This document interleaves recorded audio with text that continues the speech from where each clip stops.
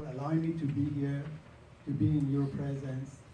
I want to thank God for His presence to be with us tonight. And I thank God for Pastor Tim, for what he does, who he is, and how the Lord is using him in a mighty way to have a church that, there is no really telling how big the church is going to get because the church is already big. Hallelujah. There are big people here. Amen. And big people are what it takes to build a big brother. church. So Amen. I thank God for that. My heart belongs to Jesus Christ. I was born a Muslim. For 38 years, I was a Muslim. My life was miserable. So when I meet people that are Catholic, when I meet people Jehovah's Witness, Muslim, whatever, I don't need to know too much about them. All I need to know is if they don't know Jesus, they're in a miserable position. And that's where I was. I remember for years I was trying my best to find a way to live a life, to be able to have the ability to know really what the purpose of living is. As a Muslim, I used to carry a holy Islamic book called Quran in my pocket. And I remember for years, I used to take it out, kiss it 3 times, put it back, hoping that whatever I do that is not acceptable in the sight of Allah, by doing this, He will forgive me. He will have mercy on me. He will. But guess what? There are many times in my life, I did many things that I wasn't supposed to do, and I got in trouble. And when I asked Allah, I said, would you help me? I heard him very clear saying, you did it. You paid for it. You fixed it. It was always me and really doing what I could do. 38 years, I was doing my best to find a way to live, have a life, but it wasn't happening. I was married 3 times. I was divorced 3 times. And my testimony is this. When somebody tells you, I'm getting married, pray blessings over them. When somebody says, I'm married, bless their marriage. Speaking blessing over their marriage. But one thing I encourage you to do is to be compassionate when they say, I was married, but I'm divorced now.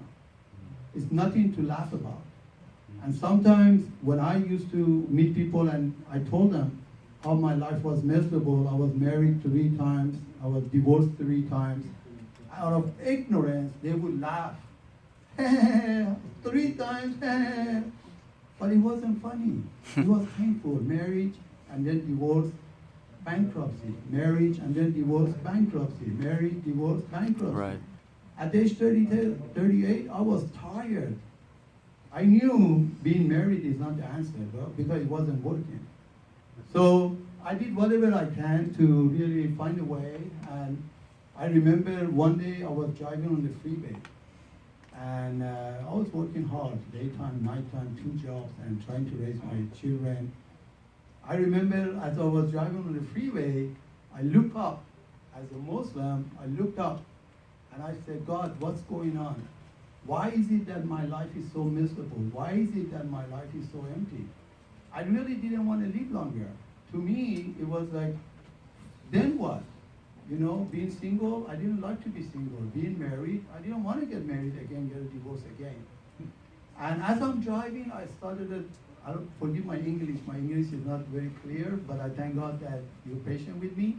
I started sobbing. Is that what it means in English? I start crying. Driving on the freeway and looking in the sky, thinking that God is listening to me, I just started crying and I said, God, what's happening? And again, being a Muslim, I was at the end of my road. I didn't know what to do.